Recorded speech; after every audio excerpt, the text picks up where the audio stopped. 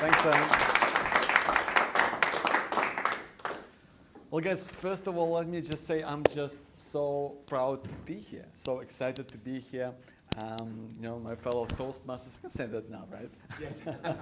So I'm just really excited to be here because not only do we have an opportunity to really mingle with each other, but we also have a real chance to hear some incredible stories, to connect, and it's just such an incredibly supportive group. I just love that. I mean, I think it's just so cool. So, yes, yeah, thank you for being here and making this such an awesome experience.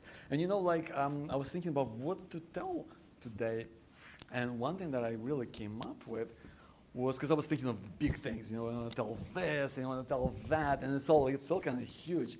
But I thought like how sometimes really the smallest things that maybe you only think of in retrospect when you kind of think back on it, that's when these moments really get to you. That's when they really matter. That's when they really start to be something that really defines you, and really just shapes you. And I really remember the moment, the time was, let me take you back to 2001. I've just finished my degree in information technology, Monash University. I got this great job at a big software company.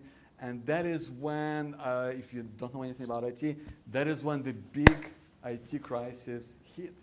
All of a sudden, Y2K happened, the world didn't stop. Everybody thought, let's get those IT people out of here. And there you go, my dream job was gone. I was out on the job market, and I couldn't find a job in months, 1 month, 2, 3, 4, 5, 7 months, and until I finally land this gig, and I'm basically in this small basement, in Bologna, right? And there's 5 of us. And we're sitting there, and the guy who runs the place, he is a small business owner, but he has this grand vision of making the best customer relationship management system in the world. So there we are, we're locked in this space, and I'm thinking, I better just keep my head down, do the work. This is minimum wage. This isn't what I expected, but this is the best I got. I thought I better stick it out there, see what's going to happen, see how it's going to work out. So here we are, 5 of us, just coding away in Bologna.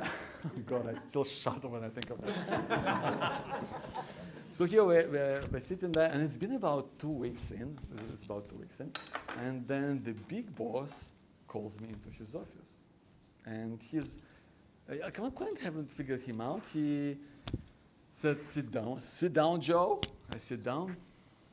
And he comes over to me and he goes, Joe, you seem like you know what's going on. Tell me who is not performing.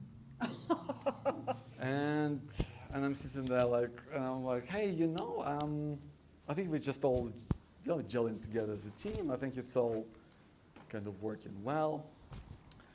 So, and I can see that something in his face starts to really change. He comes up to me and he goes, Joe, I need you to tell me right now who is not performing, because I'm going to get rid of that person today. And I'm sitting there going, well, this isn't really what I expected. And I'm like, well, I'm not really the boss. You are. I mean, these are just I'm not the boss. These are just folks I work with. I don't know them. I don't know what's going on. And, I mean, if you want to make the call, you decide.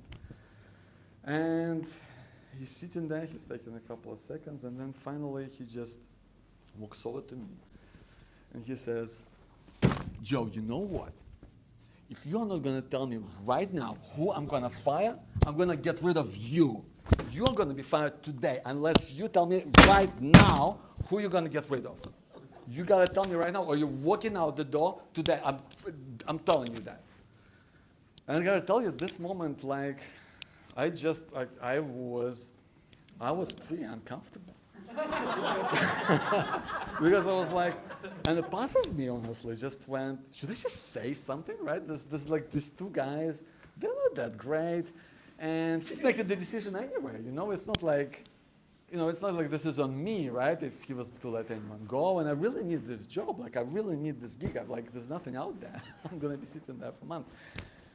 But you know, something happened, something just clicked inside my mind, and I just stood up and I said, look, I can't do that.